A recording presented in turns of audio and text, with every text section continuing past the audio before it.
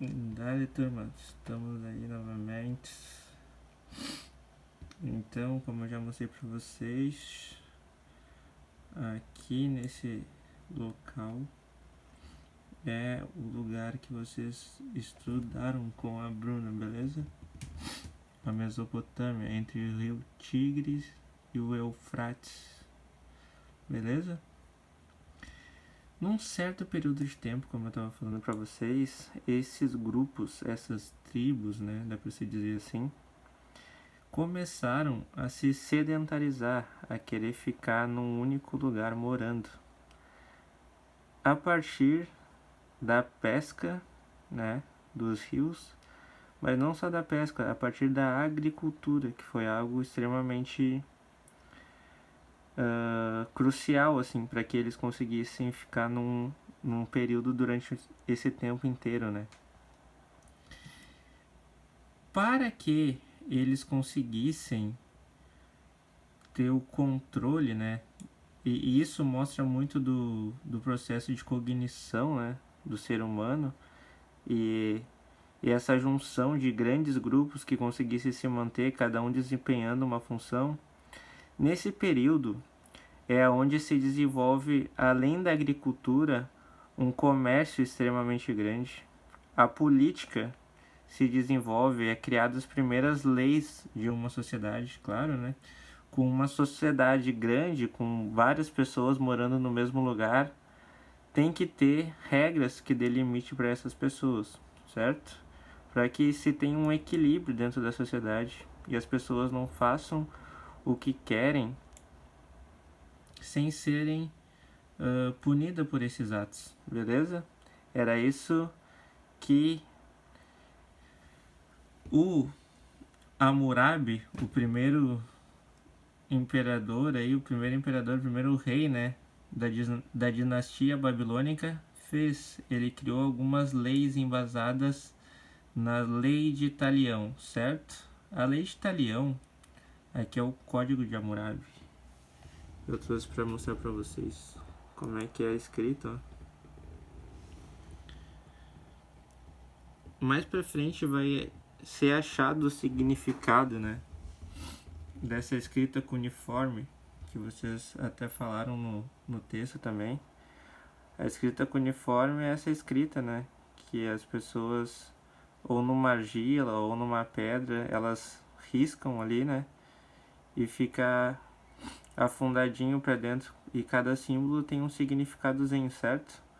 A lei principal aí que dava a base para todas as outras demais leis que existiam no Código de Hammurabi era a lei de Talião, certo? A lei de Talião fala que qualquer prejuízo ele tem que ser recompensado, né, da mesma forma, certo? E até tem uma frase bem conhecida aí que vocês provavelmente a professora Bruna falou para vocês, de olho por olho e dente por dente, certo? Tudo que fizerem para você, você tem direito de cobrar. Você não pode sair no prejuízo, digamos, né?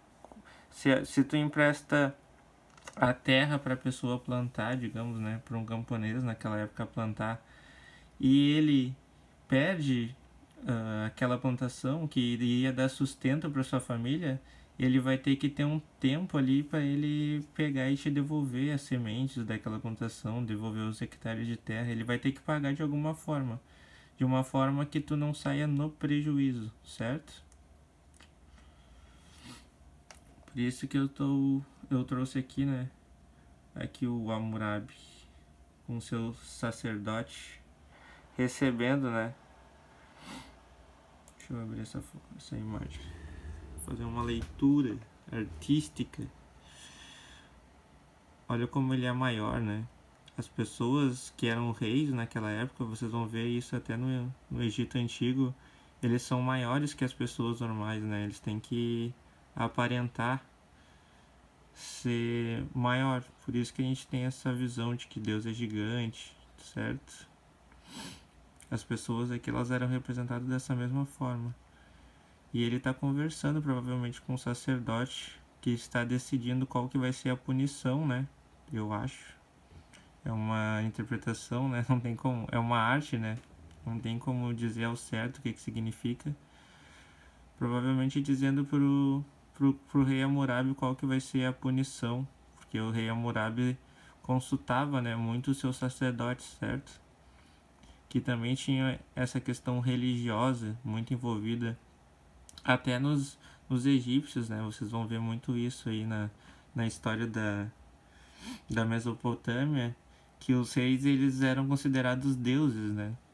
Justamente porque eles tinham aí essa questão do desenvolvimento cognitivo e a ponto de criarem coisas sobrenaturais, né? Coisas que não existiam. Mas o fator é que na Idade Antiga, né, na Mesopotâmia, o ser humano ele começa a observar a natureza e a domesticar a natureza, certo? É aqui que começa o processo de invenção da roda, de domesticação dos animais silvestres, né? Dos animais selvagens e das plantas e dos vegetais silvestres, certo? É o processo de domesticação das plantas e dos animais. A partir desse momento, o humano começa a utilizar da força animal para fazer o trabalho braçal, dá para se dizer assim, né? Que se deve ter na agricultura, certo? E começa a domesticar as plantas, a saber qual que é a hora de plantar, a hora de regar, a hora de colocar adubo, a hora de colher, tudo aquilo que vai servir de base, né, para a sobrevivência desse ser humano. Eu vou dar uma pausa no vídeo que já está 7 minutos e daí eu já dou continuidade. Tem mais alguns aqui, deixei separadinho, né? Algumas imagens pra gente dar uma dialogada sobre elas, beleza?